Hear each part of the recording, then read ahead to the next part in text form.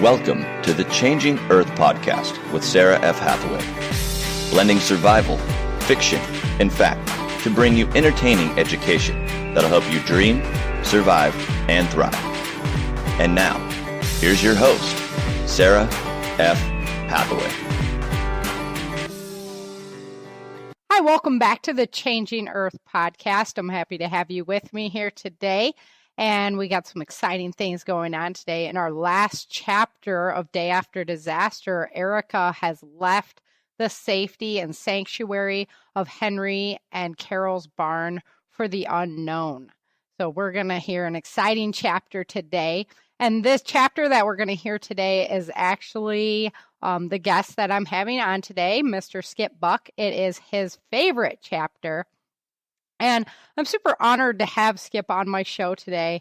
This gentleman has a very special place in my heart. He is a former sergeant for the Sacramento County PD. And this guy has, made a world of difference to me personally. Back in 2012, I was in a martial arts class and we were doing light sparring. And I threw an axe kick at this girl. And I knew that if I continued through with this kick, I was just going to shatter her collarbone. And we were just doing light sparring that day. So I decided to pull back on the kick. And I put all that pressure into the ankle and the knee of my knee that I've had lots of problems with anyway. And I blew my ACL out for about the fifth time on that knee. And it turned that knee into gumbo. So I went through a rather lengthy process of trying to get that knee fixed up. So I finally had surgery on it, and they took a piece of my hamstring, replaced that into my ACL.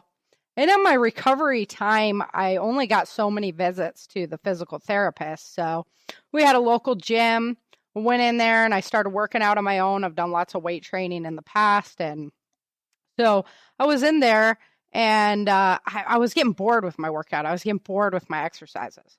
So Skip was in there working. He's a physical trainer, and, I didn't have the cash for any kind of physical training or anything. So I just ran it by him. Hey, are there some exercises that you can recommend to me that I can continue on with my strength training to try and get this knee back together? Well, Skip, was really impressed with the amount of hard work that I put into the gym all the time, and he really took me under his wing. And I tell you, I've never been stronger since I met this gentleman. He's just turning me into a little muscle machine. And I just can't thank him enough. And the friendship that we've formed since then is really amazing. And so it's really my honor to welcome him onto my show. But before I get the opportunity to do that, we're going to listen to a very exciting chapter from Day After Disaster. So let's get into the meat and potatoes of today's episode. Day After Disaster by Sarah F. Hathaway. Chapter 10.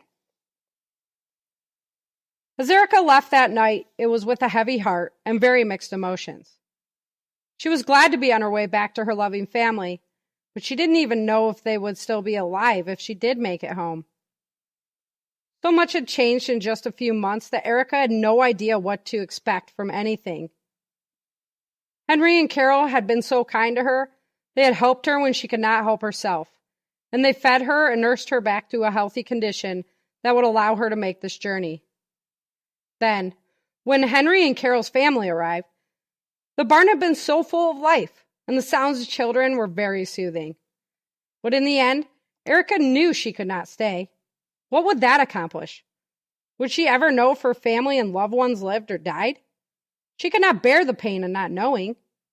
So she had left the comfort of the secure barn and started her journey home. Henry had provided her with all she would need for the trip home. Plus, he had given her 2 horses as well to make the trip faster. Erika could not get the conversation about the people in Auburn out of her head, though.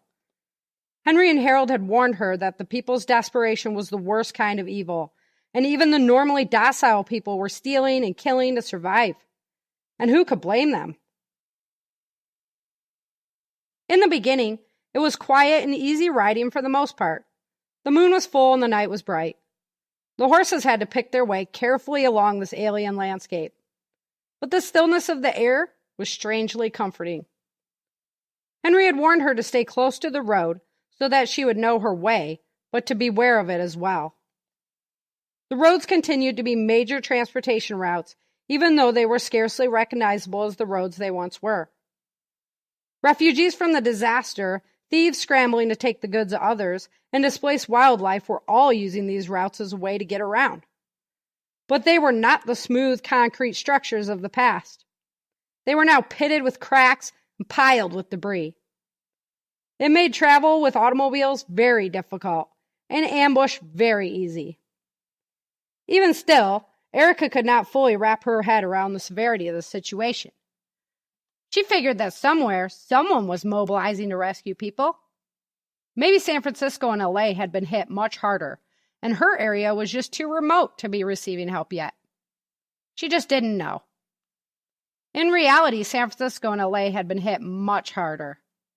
They were little more than piles of rubble, with fires burning everywhere out of control. Volcanic eruptions had covered them with ash and dust so thick that it was becoming impossible for survivors to move. Thousands and thousands of people lay dead in the streets. People on cell phones that would never ring again. Mothers still clinging to their babies, and fathers laid out in the streets. Fancy foods forever uneaten scattered across floors that had once been the staging area for grand balls. All of it was destroyed. Mother Nature had taken back all she could, and her wrath was not over. It was just beginning. Erika plodded along a course that led her through the trees. She had to be careful not to get rubbed off by a branch, and even more careful that none of her goods were lost along the way. She could not take the time now to get more goods. Even if she had the time, where would she go? Who would she ask? There was far too much uncertainty involved, and as long as she was careful, she would not have to worry about it. The dirt itself seemed different. It was fluffier than the compact soil that usually existed in California. In the upheaval of the main quake, the dirt itself was displaced, and even further displaced by the falling trees and cracking roots. The horse's hooves sunk deep, and it made her very aware of the tracks she was leaving. She pushed that thought out of her head, though, because she knew she was not far away from home in reality. When the roads were the smooth concrete routes of the past, and the cars sped along the unbroken roadways, it would only have taken her about a half hour to get home from where she was. But now, it was a very different world. With dangerous roads that would be too treacherous for most vehicles, she was left with good old traditional horsepower. But at least she had that. Henry and Carol had been so kind, she was sure a place would be reserved in heaven for their souls. As the sun began to come up, Erika was weaving through the trees, watching and listening for any other sound but hers when she heard a vehicle. She quickly chose a place in the trees where she and the horses would be hidden from anyone coming down the road. Then suddenly a Jeep came into view. Erika thought it was a very sorry-looking vehicle. Basically just a frame with an engine and 2 seats. There were 2 men inside, and they looked ragged. They could not travel very quickly along this broken road, and had to slowly crawl along as the Jeep bobbed violently and they rocked from side to side, gripping the roll cage for dear life. The driver was a dirty blonde man with a strong build. He was wearing a baseball cap. The other man was darker skinned with a slight build. As they slowly crawled past, Erika could just make out their conversation as they yelled above the roar of the engine. The dirty blonde man was saying, "We really need to bring some meat back to the camp. With all those people there, I don't know how we'll keep feeding everyone."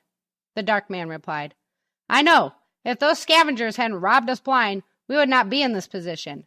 I'm telling you, dude, we aren't going to trust anyone anymore. They can all die and go to hell for all I care. We're going to take care of our group, and anyone else is just in the way. We will survive this." "Hell yeah, we will. And once we get that surveillance balloon in the air this evening, we'll be able to monitor this whole area. Then we'll weed out the little pockets of survivors and take what they're surviving on. They can join us or die. And personally, I would rather they die because that would be less mouths to feed." Erika was getting uneasy hearing this cruel conversation. She was thinking of Henry and Carol and hoping they were far enough away that they would not get bothered. She had traveled a long way, but if these people had vehicles, they could make it.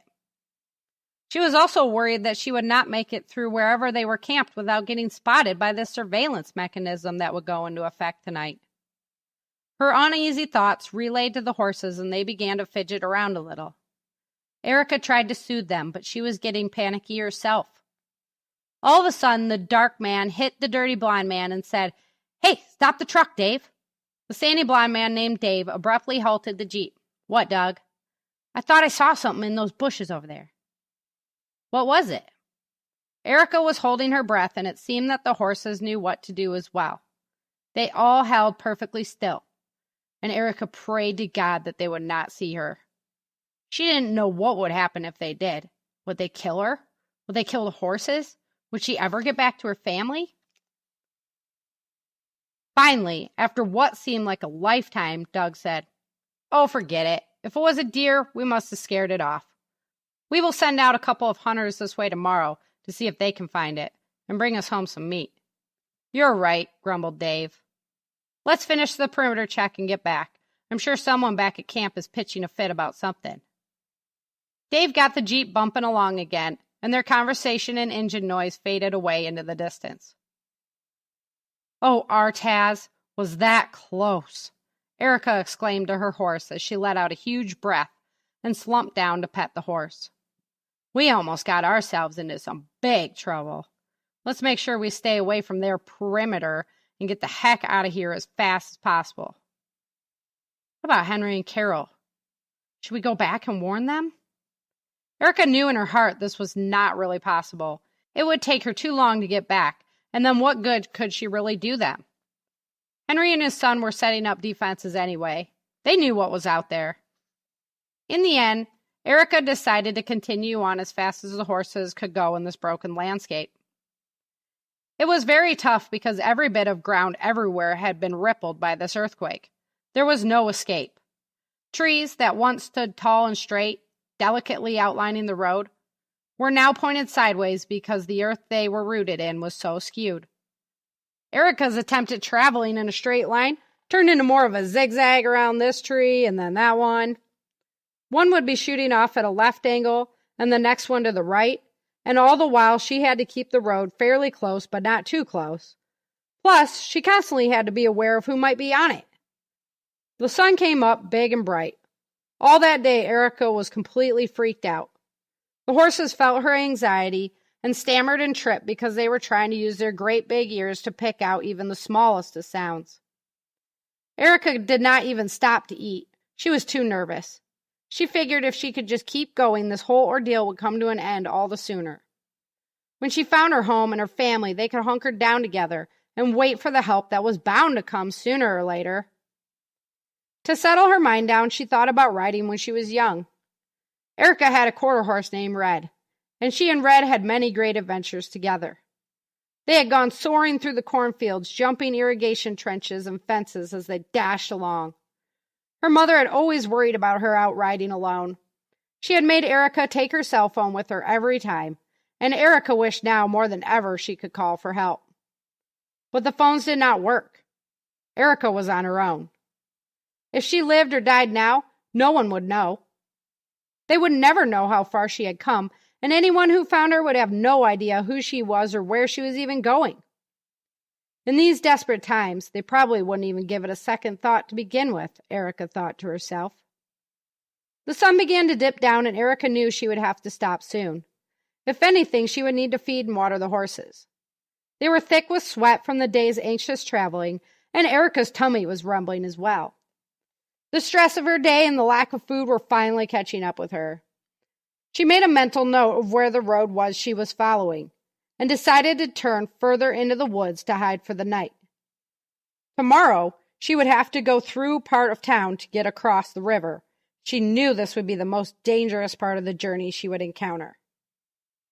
After going a short way off the road, she found a little clearing and got off the horse. Erika used to ride a lot when she was young, but she had not ridden a horse in a while, and definitely not for a whole day. Her legs were so sore they didn't even want to move. They stayed all bent and crooked, and her butt felt like a couple of basketballs stuffed in her pants.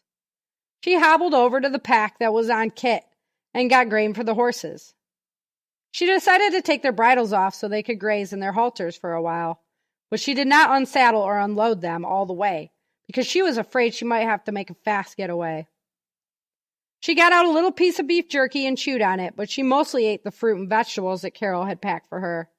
She knew that the beef jerky and the trail mix would last for a long time, but the fruits and vegetables would soon perish if she did not eat them. Erika fully realized that wasting those essential vitamins could be a fatal mistake.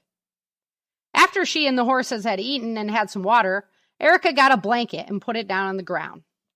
She laid back and closed her eyes. The ground was hard and dirty, and she wished she had something more comfortable to lie on. But at least the blanket created a barrier between her and the bugs. Erika had never liked bugs, and Vince had often been her savior. He would be the great white hunter that would leap in and squash that nasty bug deader than a doornail. This made Erika smile, but it also made her realize how alone she was. At least she had the horses. They were on the ready, and she knew they would alert her to anything approaching. She quickly dozed off, but had dreams of her family and the warmth of their arms. Then they turned away. She screamed for them to come back, but they did not hear her. She tried to scream louder, but it did not matter. All of a sudden, she sat up, screaming and crying. All she saw was darkness and the horses. After that horrible dream, she was too restless to sleep. She rebridled the horses and set off through the darkness. It may not have been the best idea, but Erika did not care. She was going home, and the faster she could get there, the sooner she could see her family. Plus, she convinced herself that maybe it would be easier to get through the city without too much interference at night. So she got out the one little flashlight she had and headed back to the road. It was harder going in the dark because she could not see the branches that threatened her and her goods as well. She was worried about losing her stuff and kept shining the flashlight at the tightly packed bags to make certain they were still there, bouncing on Kit's back. She found the road and was strategically using her flashlight as she went along it. She figured as long as she was very careful, she could travel along the road because it was dark and she could go much faster. She also did not have to worry about the continuous barrage from the branches. Traveling along the broken road did turn out to be much faster, and soon she was riding next to piles of what used to be houses. They were all broken, just pile after pile of rubble. There was a stank in the air of death, and soon she began to realize that the stink was coming from the bodies that still lay there in various stages of decomposition in the piles of rubble. It was at least 2 months since the main quake, and still the bodies rotted there. Where was everyone? Why didn't anyone do anything? She stopped to look at one of the bodies, and noticed that one body had been dragged out of the rubble pile, and meat had been cut off the bones. It looked like it was done purposefully. Erika couldn't fathom what had happened. She had no idea people could so quickly become so desperate. The darkness was at its peak, and suddenly Erika heard a muffled scream in the distance. Someone was up and around, and it sounded like something was going wrong. She felt like riding away as fast as she could. Something deep inside her was telling her to help. She slowly and quietly guided the horses towards the sound of the scream. As she neared the sound, she did not want to put her precious horses and cargo in the path of danger. So she found an area where the walls of an old home made a hidden cove and tied the horses there. Then she crept along as stealthily as she could towards the cry for help. When she finally spotted the cause of the commotion, she was shocked. A big man dressed in raggedy clothes with a huge beard and belly was holding a woman down. She was struggling against him with all her might. Her body was being ground into the rubble that was strewn all around. He was tearing her clothes off with a frenzied hate. She was screaming and screaming, but he still held her, and then tied her mouth shut with a piece of her own clothing that he ripped off of her. Before long, she was naked in the dirt. The man was rubbing her breasts and touching her crotch. She was whimpering and begging him to stop, but he didn't. He kept on rubbing, touching, and squeezing her breasts. He put one of them in his mouth and bit down hard on her nipple, and Erika heard her scream through the gag. He had drawn blood, and now a trickle of blood ran down her breast as it shone in the moonlight. Erika was frozen. She didn't know what to do or how she could help. The man was far more powerful than her. She would have to wait for the perfect moment to intervene if she was going to at all. The woman made a desperate attempt to shove the man off her, but this enraged him even more. He hit her multiple times across the face. The woman's face began to swell and bleed. She slumped into the dirt that surrounded her naked body. The man had a sickening smile on his face as he reached down and undid his pants. As she lay there, almost knocked out, he let his pants fall to his knees and then he took his penis out of his pants. Erika could see it glowing in the moonlight, and she knew that her moment was coming. The man forced his body on top of the naked woman, and then he shoved his penis into her. He was ramming it in and out with a fierce rage, and pretty soon he was sweating and getting closer and closer to orgasm. Erika knew this was her moment. If she was going to do anything, now was the time. She ran out from behind the wall and kicked the guy as hard as she could right across the head. He flew off the woman with a look of shock. Then, before he had time to take in the new circumstances that had developed, Erika picked up a wooden 2x4 that was lying in the rubble and knocked him out with a carefully aimed blow that she landed right to his face. His nose smashed in an explosion of blood, and the man collapsed back onto the pavement. Erika was blown away by her actions and the graphic outcome. She stood staring in awe at the horrible scene. The man and the woman both sprawled out on the ground in unnatural positions. She thought they were both dead. She had never meant to kill anyone. She was frozen with shock when suddenly a tiny girl with golden blonde hair came flying out from behind another wall that was hidden in the dark. Even though the girl was little more than 8 years old, she launched right at the knocked out man. She jumped onto his limp body and stabbed him right in the area of the man's heart with a knife. The knife hit home, but the little girl's strength was not enough to kill the man. When the knife sank into the man's skin, he suddenly woke up. He flung the tiny girl off of him into a pile of rubble. He got back on his feet and came right for Erika and began to choke her with his huge bear-like hands. The knife was still stuck halfway into his chest. In a frantic gesture, Erika grabbed the knife and shoved it all the way in. Then she twisted it around. The man fell to his knees as the knife pierced his heart. He was still clutching Erika's shirt as he sank to the ground. Erika opened the tightly clenched hands and let his body fall. Then she quickly scanned around for the girl and found her wrapped in her mother's arms, lying on the ground. The woman was not dead. Erika quickly realized she must have been knocked out. The small girl was sobbing, and her mother was trying to console her through a bloody and bruised mouth. Erika did not know what to do now. All she wanted to do was get home. But how could she leave these people behind with nothing? This was a mother and child lost in a ruined world. A world that we thought was stable. A world that had protected us for so long. Now nothing was certain. Erika knew that if she had heard the commotion, then others would too. And who knew who was where?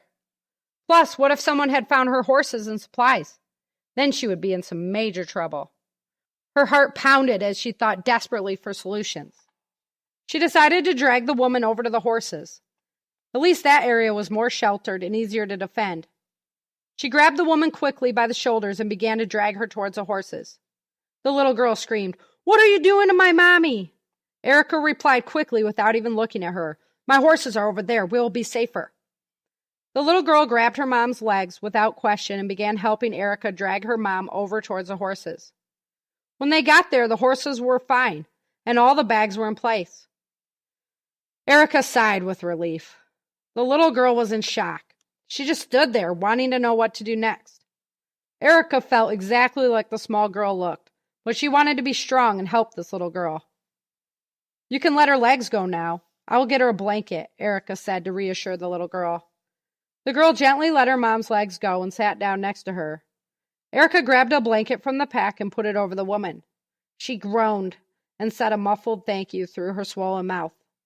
Bubbly blood came out of her mouth with each breath the woman took. Erika did not know what to do next.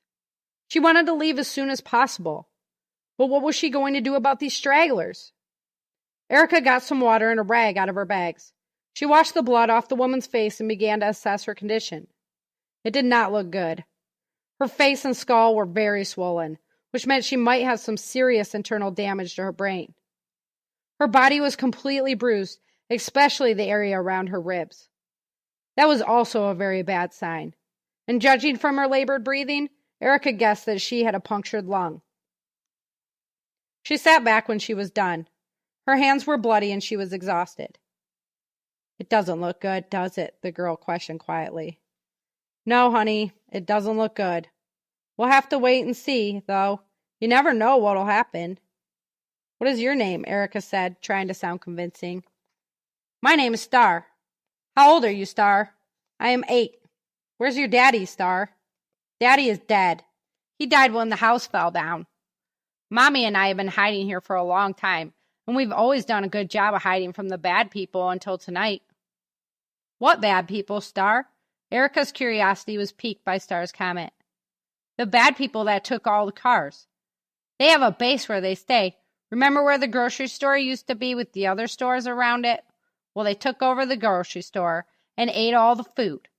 They used the other stores for supplies and turned the whole area into a big walled castle. Mommy and I went there to try to find more food, but we were scared of the men and decided to turn back and just stay hidden. One night, Mommy went out and she got some fresh steak. It was so good, I ate it all. But we haven't eaten in a while now," Star rambled innocently. Erika went back to her packs and got out a big piece of beef jerky and an apple and gave it to Star. Erika thought she heard a thank you pop out of that little mouth as she gobbled the food like a ravenous dog. "Don't eat too fast, honey," Erika warned. "It may give you a tummy ache." "I don't care. This is so good," Star said with her mouth full. "Here, have some water too." Erika handed Star a canteen that Henry had given her. "Oh, thanks." When Star was done eating, she looked at Erika and asked, "What's your name, lady?" "Oh, sorry. My name is Erika." "Where are you going, Erika?" "I'm trying to get home and find out if my family is still alive. I was stranded at work when all this happened. Some very kind people gave me these horses, and here I am trying to get home now." "I hope you find them," Star said with a distant look in her eye, as if she already knew that she had no family left. "My daddy is already dead. And now look at my mommy. I'll probably die too." Erika could feel her extreme desperation and uncertainty. "Don't you worry, Star. You're not going to die. You're going to survive. You'll see. Why don't you curl up in this corner and try to get some sleep?" Erika pointed to a corner that was nestled close to the wall. That way, if there were any happenings during the night, she would be the farthest from danger. "What about my mom?" "Don't worry, I'll take care of her. We need to get some rest, though. It will not be safe to have the horses here during the day, so we need to keep moving. We will leave in a couple of hours." "Okay." Star seemed strangely agreeable. Most kids would balk at the prospect of sleep, but Star just curled up in a little ball by the wall, as she was told, and quickly fell asleep. Erika was deep in thought, watching the child sleep. She already knew deep down that she would be taking Star with her, and Erika would care for her like Star was her own. There was no one else to take care of her, and there was no way she was going to leave a child to die on her own or worse. Star's mom was very bad off. Her breathing was much more laborious now, and she was coughing up more blood. These spasms roused the woman, and she looked up at Erika through black and blue eyes. I'm not going to make it, am I?" she slowly sputtered. "Honestly, I don't think so," Erika said. Her eyes began to fill with tears. "Thank you so much for helping us. No one else would. You and Star must leave here. You must go. I'm dying." "I can't just leave you here," Erika said frantically. "You have to. The people from the compound, they will come. Star will die, and you will die. You must go, and you must go now." The woman was trying to find the strength to save her rescuer and her child. She knew that Erika did not know the dangers of staying here. The people from the compound came looking for food and supplies all the time. "Star will never let me take her away from you while you're still alive," Erika countered. "Then you must end it. You must make her leave. And if killing me accomplishes that, then so be it." "Kill you? I'm not a killer. I can't do it. Erika was even more frantic now. She knew the woman was right. She knew the woman was going to die anyway. But she had never even dreamt of taking another person's life until tonight. And now, this lady was asking her to take 2 lives in one night. You have to. I can barely breathe anyway. I want Star to live. Are you a mom? Would you die to see your child live? Erika knew the answer was yes, and she slowly reached for the other blanket that she had. She would snuff out this life so another could live. All right, so what a riveting chapter that chapter is. Erika's got some hard decisions to make in this chapter, and I really wanted to write from an emotional place some issues that might come up in a long-term survival situation, and I really wanted people to think about, what would you do? What would you be willing to do? What kind of decisions would you be faced with? And all of us live I guess a pretty easy life compared to what life was back in the day. And, in this kind of situation, there'd be some severe decisions that have to be made. So that's really why I wanted to present this chapter, the situation, and Erika's emotions and her feelings on what she would have to do with this situation. So Erika has a lot of strength coming into this book. She's been training and doing stuff to keep herself ready, to keep herself fit. So here to talk to us today about physical training for a long-term survival situation is my good friend, Skip Buck. He is the owner-operator of Body by Buck, the gym that's located here in Cool, California.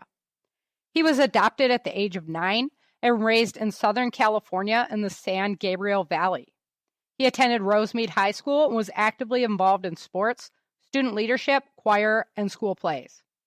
At the University of Redlands, he was captain of the football team, earning all district and all conference honors, participating in wrestling, and was president of the Interfraternity Council and a member of the Chi Sigma Chi fraternity.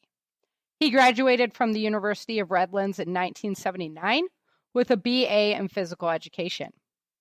His college sweetheart, Kathy Morris Buck, and he were married shortly after college, and they'll soon celebrate 36 years of marriage. Congratulations, guys. They have 2 daughters, Morgan, who's 33, and Heather, who's 30, both excellent individuals, and they're both happily married and successful in their individual pursuits. He began his career in law enforcement in late 1981 and retired in 2008.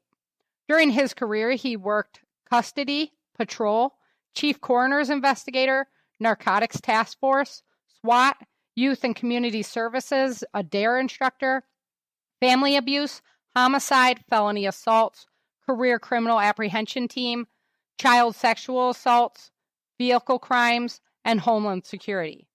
He was promoted in 2006 to sergeant and managed patrol teams until his retirement in 2008. His lovely bride and he reside in El Dorado County in Northern California, and they're currently the owner-operators of Body by Buck, a small gym and personal training facility in Cool, California, where you will find me 3 days a week. So let's get Skip onto the show and say hello. Thank you very much for being here with me today, Skip. I appreciate your time. Thank you for having me, Sarah. All right, my close personal friend and my trainer, so it's just so awesome that I get to, refer to your opinions on these issues. That's just tickles me silly, so I'm happy to have you with me. I'm very happy to be here, too. Okay, so in this chapter, we read about Erika encountering this horrific scene along the way home, and she feels compelled to help this woman who's in danger. Without the base of muscle that she had previously built up going into this disaster, Erika might not have been in a position to help. So Skip, in a world that's thrown into chaos, how important is it going to be to have a solid physical base built up for yourself before that disaster even appears? Well, Sarah, I have to say, first of all, this is one of my favorite parts of your book, so I'm very happy to be part of this section. But It's immeasurable. After a disaster or a natural or man-made circumstance, it doesn't matter what it is that causes this apocalyptic chaos, it's way too late to consider your physical well-being. You can't improve your capabilities in a crisis situation like that, nor can you be completely certain what your limitations are. I'm sure that the average individual has very, very little consideration for their physicality and no idea how dependent, and by dependent I'll have to spell that burdensome, that they will be on others at the time of a post-apocalyptic world. Even an individual that trains regularly like we do, I don't know that most, other than us perhaps, because we talk about it often, realize the crossover skills that he or she are developing as they're training that could be the very basis for their survival. And I'm relatively uncertain also that they are unaware of how much others will depend and draw upon their abilities as well. That's true. That's a good point to make, because if you are in shape ahead of time and they're not, so they can't pull, they can't carry the amount of water that you can, they can't do the things that you can, now you're going to be even more dependent on the physical base that you already have built up.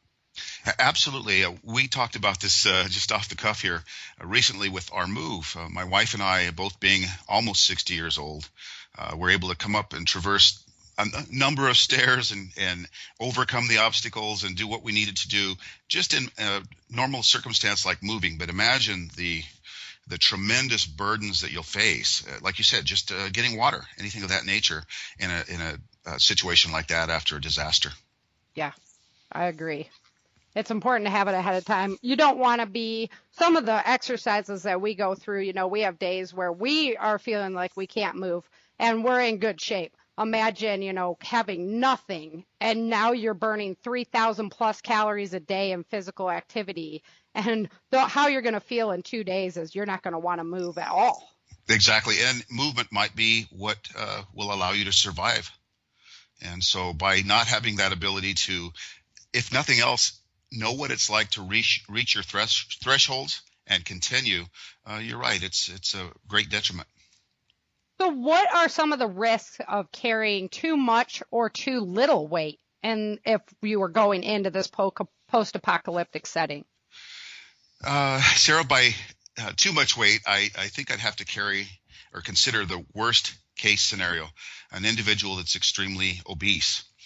In a post-apocalyptic environment, there are very likely no means, if any, for aiding mobility for such things as an individual that might be used to using vehicles, bicycles, etc., walking very little. They're going to be faced with the probability of covering at times a vast amount of distance to secure food and shelter, or possibly even to reconnect with family, as Erika does in your book. It presents what may be logically an unsurmountable obstacle.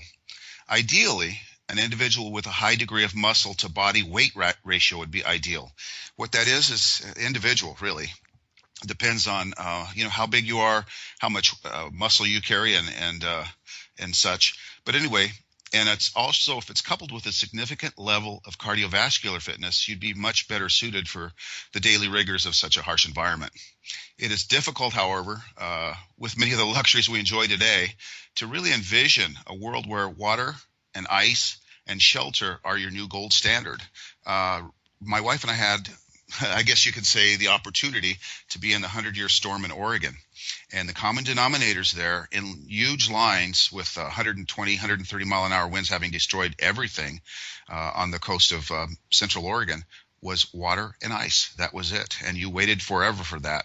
ATMs were non-existent. Right. So it's going to be a matter of having those ready to go. You got to have some cash on hand. I always think cash is king. Yeah, it is, and we fortunately had a heads up about that storm approaching and did get cash. We also did some of those necessary things like filling your bathtub with water. We filled, as much as it sounds gross, the tank of the toilet to the capacity. And right. We also put as much ice as we could in the freezer, knowing that the freezer would defrost, but we still had more water. So we were a little bit better off than some. But we did live on cans of Spam and things of that nature that were prepared foods for quite some time. We were in a 5-store facility. Basically, all it meant was we had a nice roof. That was it. So the storm really took over and was merciless. Yeah, and how scary is that when you're caught like in a hotel room when something like that's going down instead of at your house where you know what you have and whatnot? Oh, exactly. We didn't have even any of the slight creature comforts that we'd had here in our home. So, we did go out and get the batteries, the radio and stuff, but nothing, we've got the nice radio that's got all the weather channels at home and all those things, which of course we did not prepare to bring. But anyway, that's the way that goes. Right. Live and learn. There's the everyday carry case or whatever that they talk about. Exactly. That you need your everyday carries. But kudos to you guys for having the hindsight, to get the ice stored up and get those things. I mean, the tank is clean. It's not like you were putting it in the bowl. The tank's clean. It's just going to flush through and filling up that bathtub, Exactly. I think the only time we did that was when we were partying after a hockey game. So. Yeah, but your punch bowl flushed. Right. Sorry, couldn't resist. It's thanks. So, what are some of the key areas that the listeners to this show could start doing, maybe in their home? Just some of the workouts that we should focus on to get some of the areas of our bodies ready to go. Well, I would say most people that consider any type of a training program that involves resistance exercises want big arms and shoulders. That may win the day at the beach or the river. It might get you a couple of looks here or there, but strong legs and back and endurance will pull you through even the most difficult of tasks. In the spirit of simplicity, though, I think most individuals that begin a training regimen, if they don't have some pre-indications such as back injuries or surgeries, etc., need to consider those old tried and true squats for the legs, deadlifts for a strong back, and again, toss in frequent core work to support your abdomen, because that is necessary for almost any task you're going to perform, whether it's carrying water, shoveling, digging, whatever. That core is very important. Right, core is king, just like cash, because, even when you get bogged down in any other exercise, if you can just put that into your core, then you can make it through the exercise, it seems like to me. Absolutely. So, yeah, Brock does a lot of that with his weed eating. It's endless turning and endless because he doesn't use the strap. He's just going on. I'm like, man, if he didn't have a core, he would just be a mess because his back would be so screwed up. So, absolutely. Yeah. And we're going to be carrying a lot more, and it would be a lot more physical lifestyle. So it's important to get those things nailed down ahead of time. Yes.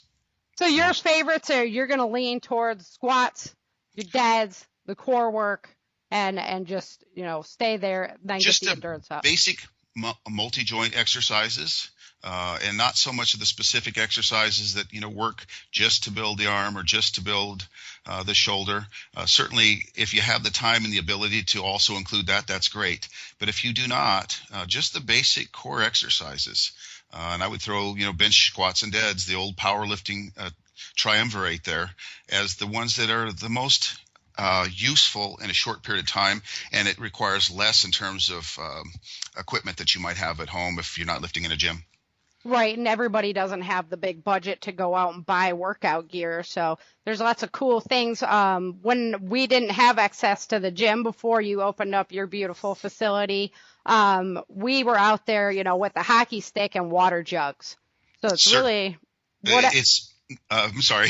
No, necessity is the mother of demand, of design, or whatever it is. That's where the TRX came from. That is just a body weight exerciser. The Navy SEALs wanted to have a means to train when they were, moving from one battle scene to another. And certainly, it doesn't take anything to be fancy. A lot of things just can be done with body weight.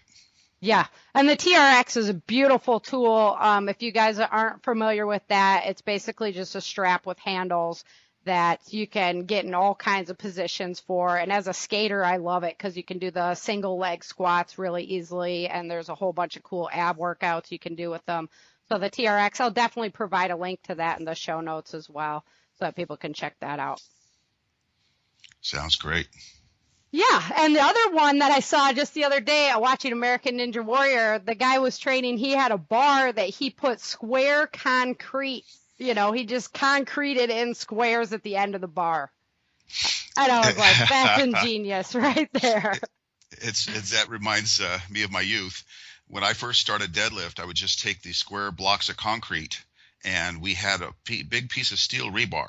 And that's all I would use, is just put the concrete blocks with a little square hole on the rebar. And I think I might have told you too, my bench press was our Chase Lounge, which I tore up by the time summer came. So you can find out that there are a lot of things you can really be creative with if you just try.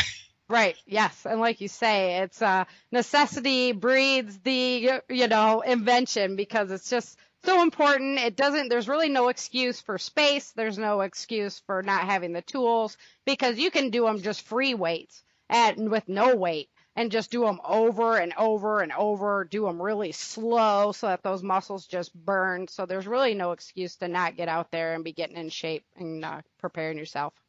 That's the way I feel, and I know that's the way you feel. We just have to convince the rest of the folks. That's right. Well, emotionally too, there's many benefits, right? So absolutely. Yeah. If you haven't reached your depths, you have no idea where they are. But when you've at least touched them, you know how much further you can push yourself. And in a hostile environment, that might be what is the difference between life and death. Right. And the confidence too that you give yourself through that process could go a long way for your spirituality, for your hope in a situation like that as well, because you already know kind of what it's like to conquer some goals. So well stated. Great point. Yeah. Great point. So as far as self-defense techniques, what do you think are some appropriate training things that people could do as far as self-defense exercises? As far as self-defense, unfortunately, we don't know what will be available weaponry-wise in your particular environment if you get stuck in a natural disaster or a man-made disaster. So you will probably rely a lot on your ability to defend yourself. And a lot of those types of drills can be as simple as working on your wrist locks, your twist locks, those things of that nature where you can control and keep people away from you, your close quarters combat type skills, utilizing short, choppy blows to the vital areas, that type of thing. And also working on a heavy bag from time to time, just so you build that endurance. It's very different to have the endurance to run a mile versus hitting a heavy bag for a minute. And if you're in an encounter, a physical encounter, sometimes your ability to continue to deliver a blow is what's going to be the difference for you. I don't expect everybody can be a martial arts expert, but certainly that is a great advantage for somebody to have those types of skills, because you have no idea what weaponry you might have access to in a situation like this. Right, and that's an important point that you make, hitting the heavy bag, because it's a lot different to practice punches in the air or elbow strikes in the air. But when you bring it to that bag, it's a different world, and it actually will help build your bone density behind Absolutely. it. That's true too. Yeah, that's true. Yeah, so that I like that point. The final thing I wanted to talk to you about in this area is for the women out there who are facing bone density loss. We were just talking about this the other day, about if you're just out there taking calcium pills, it's not going to have the effects. Not the effects that you will get from actual resistance training. Your body adapts. Your body is marvelous in that way. Sometimes not so marvelous. When you have an injury, your body continues to protect that injured site even well after it's gained stability again. But in the circumstance where you are doing resistance training, weights that are heavier than your normal body weight, your actual muscular structure, of course, increases, but so does your bone density. And that's really vital for the osteoporosis circumstance that women do face. And I can't stress that anymore, that my wife's a living example as somebody that trains regularly too. She was considered to be right on the verge of having too low of bone density, and now she's well within normal means, and that is with just average over-the-counter calcium supplementation and her training. It was nothing marvelous, certainly no pharmaceutical calcium levels or any of that. So I know that the proof is in the pudding. It works. Right, and there's no magic pill. You got to get out there and you got to put the time in. Yep, you certainly do. Great. I agree. Well, thank you very much for being with me today, Skip, and discussing these issues. It's really important, I think, for survival in a post-apocalyptic world, also survival nowadays, that we all, keep a physical fitness level. So that's why I was so honored to have you on the show, and I really appreciate it. Well, the pleasure was mine, and keep on training, and I'll see you for the next set of squats. All righty. Sounds good to me. A very special thank you to Mr. Skip Buck for appearing on the Changing Earth podcast. It is my honor to have you here, and it was a great talk about how just the basics of physical training will get you where you need to be in the long run. So everybody should get out there and have a workout plan. There's really no excuse. You can't talk about lack of gear. You can't talk about lack of money. We've done all kinds of workouts, and you can figure it out on how to make your body strong. So one more thing I really want to say in light of kind of what's been going on in our news media lately. We've had a lot of police shootings, and it's really saddening. And, everybody always, when somebody comes back from the military or they've served military service, we always say, thank you so much for your service to our country. And, there's great guys like Skip that are out there, that we're out there on the front lines every day of our own country, who are putting themselves at risk to save you and me. I mean, if something major is happening, who are you going to call? You're going to call your police force, and to help you. And so I want to give a very special thank you to our entire police force, no matter what branch you are in. I think it is just as important as serving our country in the military that you are on the front lines of our homelands. And it deeply saddens me what is going on in the media as far as the negative respect. There's people of all kinds in all places. There's good people and there's bad people in all jobs, but we have to keep in mind that these people have families that they want to come home to as well. They don't get to go to an office and sit in a cushy chair. They're out there dealing with the dangerous elements of our country. And for that, I want to say thank you very much for your service. For all of you listeners out there, thank you for your time as well. I very much appreciate it. And until next time, remember, dream, survive, thrive.